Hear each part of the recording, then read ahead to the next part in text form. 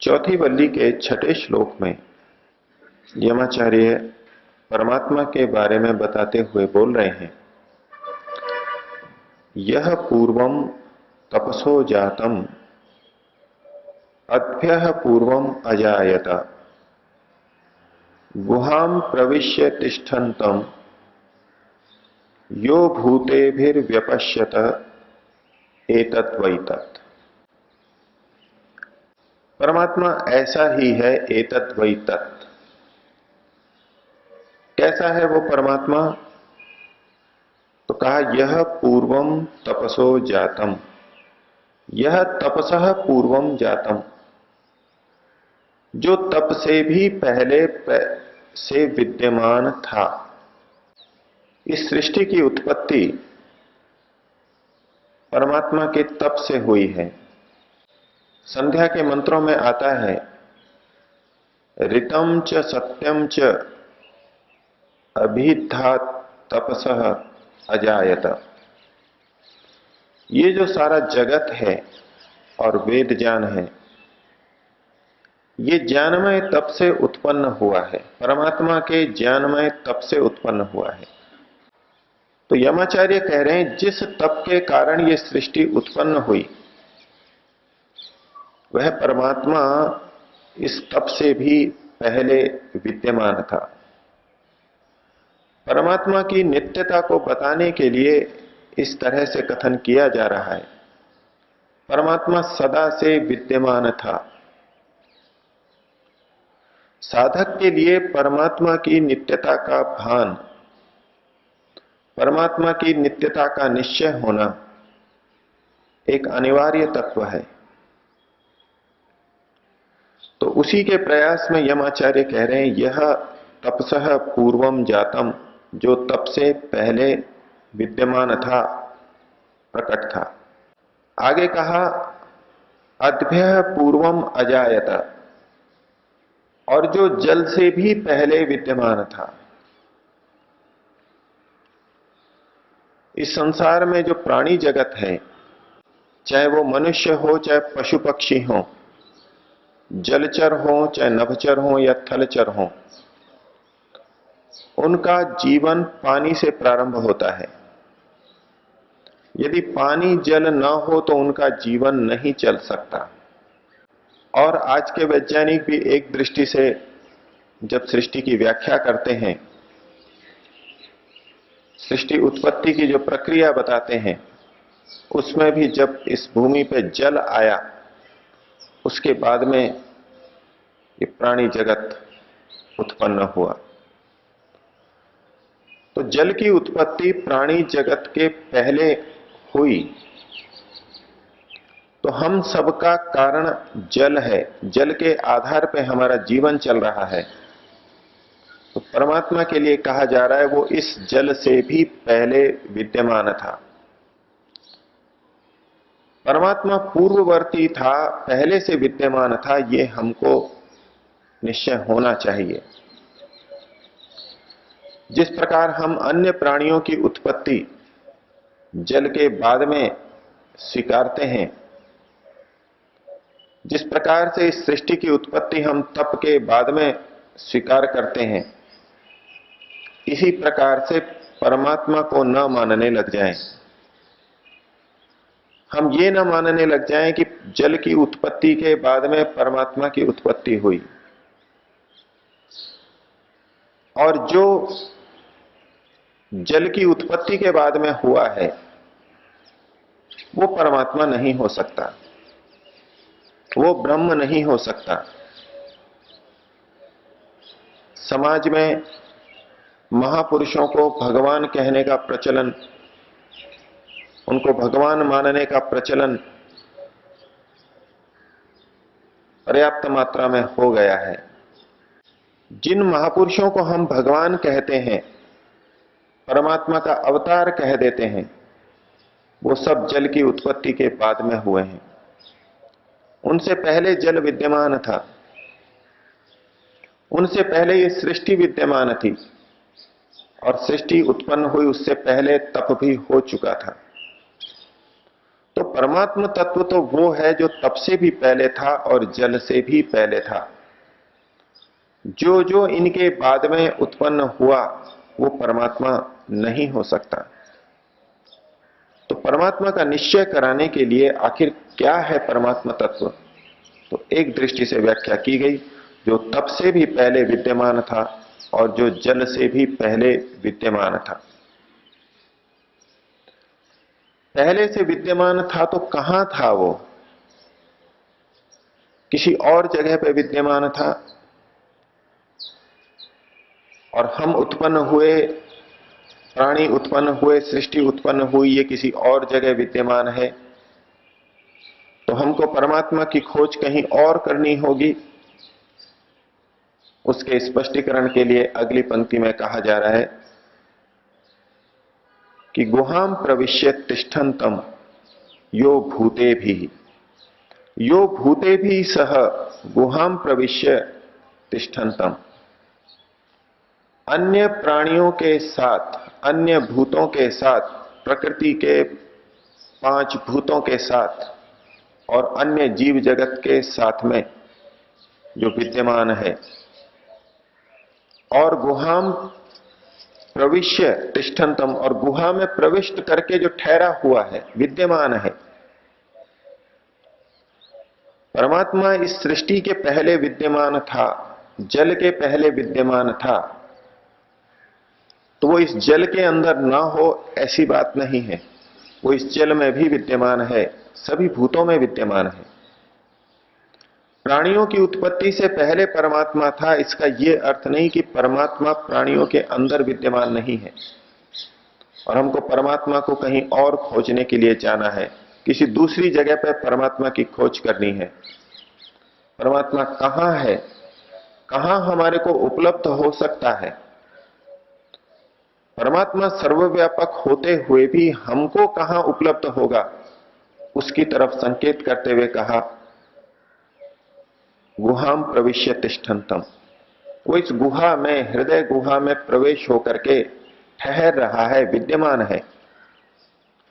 गुहा में प्रविष्ट होकर के वो कहीं चला नहीं गया है, वो स्थिर है, वहां पर स्थिर ठहरा हुआ है। तिष्ठन्तम, परमात्मा हमारे से कभी दूर नहीं जाता। हमको लग सकता है परमात्मा हमारे से रूठ गया है, इतनी त्याग तपस्या के बाद भी वो हमको अभी तक उपलब्ध नहीं हुआ, हमको अपना ज्ञान, अपना आनंद नहीं दे पाया। लेकिन परमात्मा गुहा में प्रविष्ट होकर के वहां पर ठहर रहा है, सदैव विद्यमान है।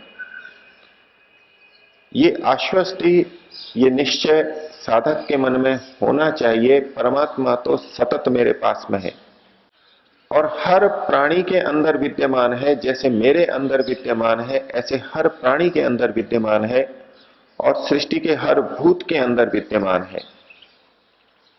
ऐसा जो व्यपश्यत, ऐसा जो तुम लोग देखते हो, जो ठीक ठीक इस रूप में परमात्मा को जानते हैं, तो उनके लिए कहा जा रहा है ये जो तुम जानते हो, एतत् वैतत्, यही वह परमात्मा है, यही वह परमात्मा है जिसको तुम जानना चाहते हो।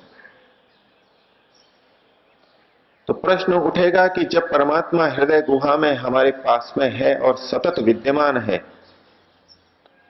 और हम भी वहां पर हैं, आत्मा चेतन तत्व भी वहां पर है, जीवात्मा भी वहां पर है, तो क्यों उसका बोध नहीं हो पा रहा? इतना तो हमने जान लिया कि वो अंदर, गुहा के अंदर विद्यमान है और सतत हमारे को उपलब्ध है। तो अगले श्लोक के अंदर कहते हैं कि परमात्मा को अगर जानना है तो उसकी एक प्रक्रिया है। भिन्न भिन्न दृष्टि से अलग अलग प्रक्रियाओं को बताते हैं। जब परमात्मा अंदर विद्यमान है तो क्यों नहीं उसका प्रत्यक्ष हमारे को हो रहा, क्यों नहीं उसका बोध हो रहा? बीच में बाधा किस चीज की है? तो उसको हटाने के उपाय के साथ अगले श्लोक में कहा, परमात्मा के स्वरूप को भी और थोड़ा बताते हुए कहा, या प्राणेन संभवति अदितिर देवतामयी। गुहां प्रविश्य तिष्ठन्तिम या भूतेभिर व्यजायत एतत् वैतत्। या अदितिर देवतामयी, जो ऐश्वर्यशाली अदिति है परमात्मा के लिए कहा जा रहा है। परमात्मा को स्त्रीलिंग में संबोधित करते हुए कहा जा रहा है। चेतन तत्व का कोई लिंग नहीं होता, ना वो पुरुष होता है, ना स्त्री होता है, ना नपुंसक लिंग होता है। इसलिए उसके लिए तीनों लिंगों में संबोधन या प्रयोग, तीनों लिंगों के शब्दों का प्रयोग होता है। तो यहां कहा जा रहा है या अदितिर देवतामयी, जो ऐश्वर्यशालिनी अदिति शक्ति है, उस परमात्मा को अदिति कहा गया। अदिति का अर्थ है जिसका कभी खंडन नहीं होता, विखंडन नहीं होता, जो कभी टूटती नहीं है, जो कभी विभाजित नहीं होती है। ऐसी वो शक्ति, ऐसा वो तत्व, ऐसी वो देवतामयी स्थिति सर्वत्र एक रस रूप में विद्यमान है, ऐसा। तो या अदितिर देवतामयी वो कैसे मिलती है? तो कहा प्राणेन संभवती, वो प्राण के द्वारा संभव होती है, उसकी प्राप्ति प्राण के माध्यम से होती है। योग साधना के अंदर महर्षि पतंजलि जी ने अष्टांग में एक अंग दिया प्राणायाम, और उपनिषद में भी अनेक जगह पर प्राण की साधना के सिद्धांत, प्राण की साधना की विधियां लिखी हैं। साधकों को निर्देश दिए गए हैं, इस प्रकार से प्राण की साधना करें। प्राण के बारे में बहुत कुछ वर्णन किया गया है। तो परमात्मा की प्राप्ति, उस अदिति देवतामयी तत्व की प्राप्ति प्राणेन संभवती, प्राण के द्वारा संभव होती है। जिस श्वास को हम अंदर ले रहे हैं, जिस वायु को हम अंदर ले रहे हैं, छोड़ रहे हैं, इसको भी प्राण कहा जाता है। और इसका नियमन करना, इसका विस्तार करना प्राणायाम कहलाता है। प्राण का आयाम, प्राण को विस्तारित कर देना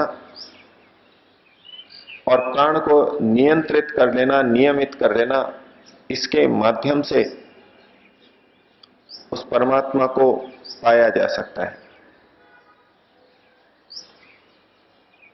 अब ये प्राणायाम और श्वास लेने की प्रक्रिया दिखने में तो बड़ी छोटी लगती है, और वैसे तो हर प्राणी इस प्राण को ले रहा है, छोड़ रहा है। लेकिन जब इसको शास्त्र की विधि से ग्रहण किया जाता है और छोड़ा जाता है, तो इसका प्रभाव मन पर और इंद्रियों पर होता है, और मन इंद्रियों की वो सामर्थ्य आती है जिससे कि परमात्मा का साक्षात्कार हो सके। इसलिए कहा गया यह जो प्राण के द्वारा प्राणेन संभवती, या प्राणेन संभवती, जो प्राण से संभव होती है। और इस बात का संकेत हमारे को योग दर्शन में भी मिलता है। योग दर्शन में प्राणायाम के लाभ बताते हुए कहा ततः क्षीयते प्रकाशावरणम, इस प्राणायाम के करने से प्रकाश का आवरण क्षीण हो जाता है। प्रकाश यानी ज्ञान, शुद्ध ज्ञान, विवेक, जिससे कि परमात्मा की प्राप्ति होगी। हमारे ऊपर अविवेक का, अज्ञान का आवरण चढ़ा हुआ है। हमको संसार की चीजें ही अधिक हितकर, प्रिय, आकर्षक लगती हैं। हमको परमात्मा आकर्षक, प्रिय नहीं लगता। हमको संसार की तुलना में परमात्मा प्रियतम नहीं लगता।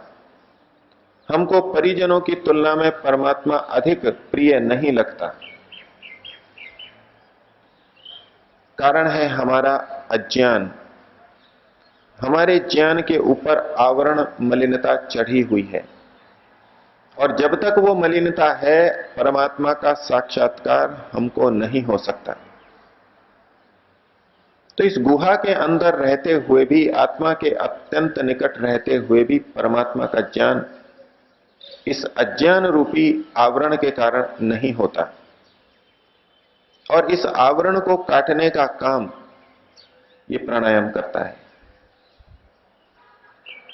पहली जो बाधा है, जो आवरण है, उसको हटाने का काम ये प्राणायाम करता है। और जिसका ये आवरण हट गया तो फिर ईश्वर का साक्षात्कार उसके लिए अत्यंत सरल है। इसलिए कहा गया, या प्राणेन संभवती अदितिर देवतामयी, जो अखंड एक रस देवतामयी है, ऐश्वर्यशालिनी ऐश्वर्यशाली तत्व है, वो प्राणेन संभवती, प्राण से संभव है। और फिर यमाचार्य परमात्मा की प्राप्ति के स्थान को जोर देकर के बता रहे हैं। पिछले श्लोक में भी बताया, फिर इस श्लोक में बताते हैं, गुहाम प्रविश्य तिष्ठन्तिम या भूते भी, जो भूतों के साथ इस गुहा में प्रविष्ट होकर के रह रही है, ठहर रही है, वही शक्ति, वही तत्व व्यजायता, फिर ये ज्ञात हो जाता है, उपलब्ध हो जाता है। पिछले श्लोक में कहा गया था कि जो हृदय गुहा में रहता है, उसको जो तुम लोग जानते हो, वो इस प्राण तत्व की साधना से प्राप्त हो जाता है। और हृदय गुहा में जिसको प्राप्त किया जाता है, वही एतत् वही तत्, यही वो परमात्मा है। हम दूर दूर जाकर के, जगह जगह भ्रमण करके, विभिन्न तीर्थ स्थलों पर जाकर के ये मान्यता बनाते हैं कि वहां मैंने परमात्मा के दर्शन किए, भगवान के दर्शन किए। यमाचार्य कह रहे हैं कि इधर उधर जाकर के जिनको तुम देखते हो और मान लेते हो कि परमात्मा के दर्शन करके आ रहे हैं, परमात्मा जैसे सूक्ष्म तत्व को पाने के लिए, उसका बोध करने के लिए मन का स्थिर होना, मन का एक स्थान पर टिकना, एक स्थान पर लगना आवश्यक है। जैसे संसार के स्थूल विषयों को तो हम विभिन्न वृत्तियों को उठाते हुए भी जान लेते हैं, कर लेते हैं। यदि हम पैदल चल रहे हैं तो तरह तरह के विचार करते हुए भी चल लेते हैं। भौतिक विद्या का कोई सूक्ष्म विषय समझना हो, तब हम मन को इधर उधर ले जाते हुए उसे नहीं समझ सकते। उसके लिए हमको एकाग्र होना पड़ेगा, मन को उसी विषय पर टिकाना होगा।